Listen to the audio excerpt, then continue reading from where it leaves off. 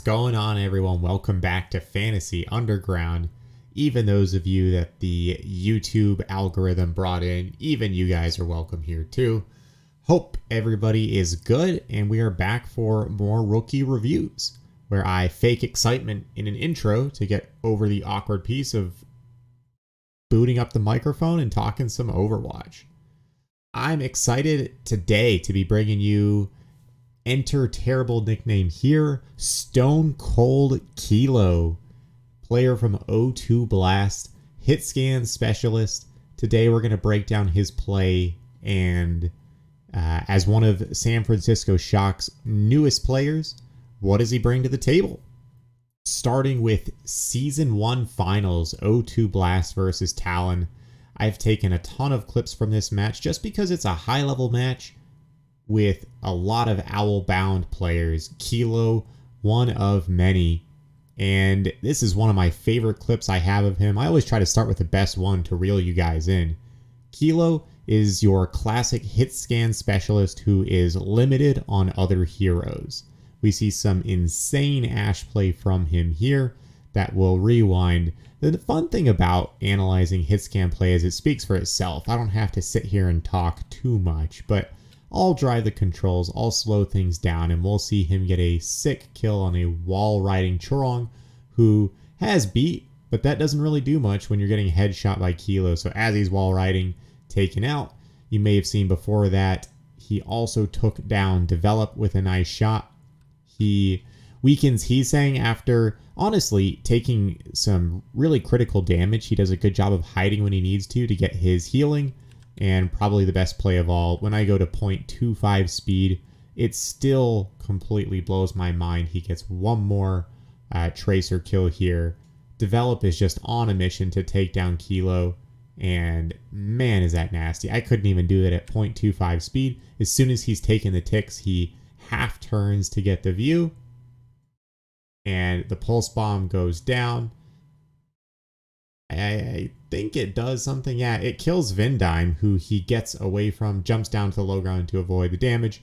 Smart Bob usage too, I think, here to just make sure they hold the point, as there are, they've almost got their 3 ticks on attack here. So, man, if I'm trying to sum up why this guy gets into Owl, you see it right there. That play, enough said, right? Let's watch it one more time. Partial turn and then boom, headshot. Well, you might expect your hit scan specialist to play the Widow, although these days not all the hit scan specialists do. Kilo definitely does. I'm going to slow down a little bit and just play this one once. Yeah, he's got Infrasight, but just trying to demonstrate really nice, clean mechanics, and he lands a couple other pot shots in here. I don't know, I'm not ready to say he is Owl elite Widow level play. He's not somebody who hard swaps the Widow and forces it and just diffs people like we've seen some guys like, I don't know, Happy, DM, Ons do in the past. He's not that kind of Widow player, but he is Owl caliber, and I expect him to be successful on the hero at the Owl level. Sometimes I play the boring clips here too, but I'm trying to learn about the players. I'm not just trying to build for you a highlight reel. In this play here, it's not the only one that really makes me actually really like Kilo, but I've learned some lessons since watching players in last year's offseason. We watched myKaylee, we watched Guangbong, who, let's face it, they were not successful in Owl. They were also hit scan specialists. Is Kilo the next of many hit scan specialists to go the way of myKaylee and essentially look terrible? Was myKaylee a huge mistake to ever even get into Owl? I don't think so. We saw some insane flick shots from myKaylee, insane hit scan potential, but what we didn't see was crisp movement and fast positioning and decision making. And once again, even though Kilo dies, it's because MN3 is really good. It's because Krillin is also pretty solid. And, I think he did the right thing. You'll see his reaction time here. And as soon as the team has an idea where exactly the attack is coming from Kilo's point of view, as soon as he sees that shield go down, he immediately shifts up. Maybe he should have stayed behind the box, but he is in a good evasive maneuver, and it's efficient movement. There is no wasted movement here. I like quick, decisive plays. This is the kind of thing where, more perfect coaching, more perfect practice can get you in the right position, but he's got the reaction time. He's got the smarts to deal with it. myKaylee and Guangbong, when we watched them last offseason, I still thought, and I to this day still believe, they both have insane potential, but they did not have that kind of crisp movement, good positioning. And maybe someone's going to tell me, yeah, he died, idiot. He could have positioned better. But in general, I like the way he moves. I like the way he evades. I think he's got a better sense of owl than either myKaylee and Guangbong do. And frankly, if I'm going back to his history, he's been playing at a competitive level since late 2019 and at an extremely high Korean contenders level since, end of 2020. So he's got a solid 1 to 2 years of experience, one real high level, and then one, playing with the big boys a little bit in Chinese contenders and some in Korean contenders.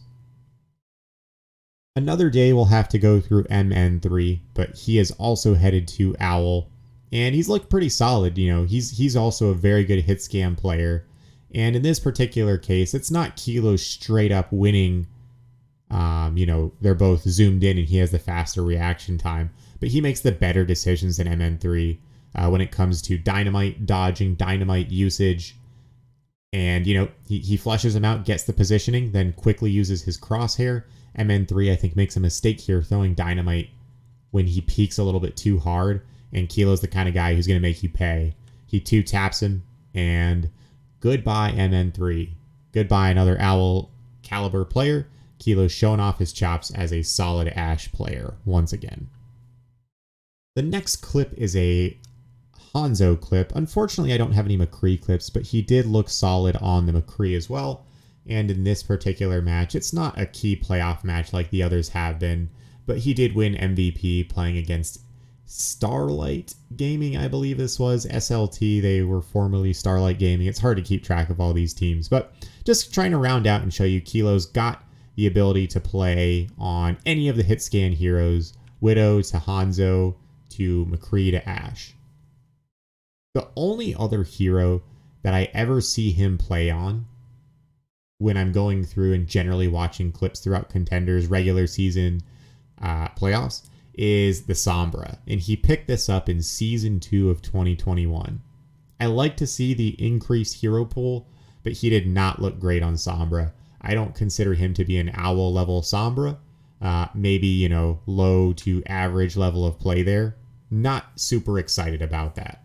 Yeah, he's learning the heroes, he's playing them, he's trying to increase his flexibility, but he has always been, at least for the last year, on an O2 roster that could afford to bench him when hitscan wasn't needed.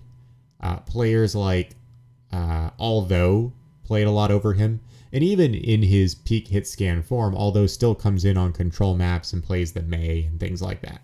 The thing is, when you're paired up with Proper is always going to play, and he's going to be your alpha. And Kilo is following him there. So if we look at the Shock's future lineups, we'll go through S9, MM, or Sam on another day. Sam is a player I'm very excited about. If guessing right now who plays more between Sam and Kilo, it will be heavily meta dependent, but I do in general like Sam's level of play a little bit better. He has a little bit more flexibility, and I think, a little bit more pop-off potential on more heroes. He also was benched from time to time, even for Merit in 2021, for specifically for Sombra. Merit had the better Sombra, and when they went in with hard Sombra looks, it seemed like they were going to Merit. So overall, he's pigeonholed into that hit scan role. He might be able to flex, and the question that always comes up is he the next Ons? Ons, of course, hit scan specialist, also all of a sudden had a really good Sombra that we weren't expecting. Under San Francisco Shock coaching, he might be able to get there. At this point in time, I can't bank on it. I can't say I think it's going to happen, but he's been playing long enough in Overwatch League or in contenders, and he's been playing hit scan long enough. The San Francisco coaches are good enough that, it frankly wouldn't surprise me if it happened. So once again, overall, he has a very high ceiling based on mechanical skill. I have some worry over his ability and readiness to flex, especially with guys like Proper and Sam on the team. And I think he'll be a niche player who's going to fill that hit scan role when it's needed and probably won't do more than that.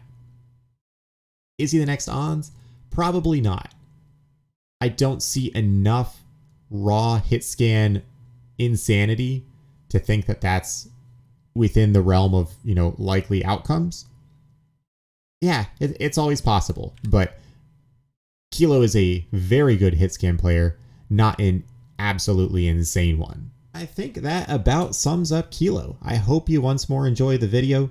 I've got 1 or 2 more players to get out of the way before swapping over to Chinese contender scene, where I'm very excited about Pineapple, Dia, Aprita, and some of the other guys getting called up here. So, I'm about sums things up. I got nothing else to say. Have a good one, everyone. Thanks again for tuning in. If you made it this far and somehow enjoyed this, would definitely appreciate you subscribing and watching some more videos. And, leave some comments if you want to hang out sometime. Join Discord where we can talk some very detailed and boring Overwatch, maybe some sports and football too. As you know, this is well, you may not know, but this is in a fantasy Overwatch channel. In the off season, there's not a lot of stats in fantasy Overwatch to plan for, but the reason I go through these rookies is so that we have a good baseline of what their skill level is going into the season, rather than kind of just blindly drafting players and not knowing about the incoming talent and only drafting for position. We want to draft on position and on skill. So in the offseason, I don't talk a lot of fantasy strategy, but there's definitely some exciting fantasy coming in 2022, so long as we have some Overwatch to actually watch. Thanks again. Talk to you all soon.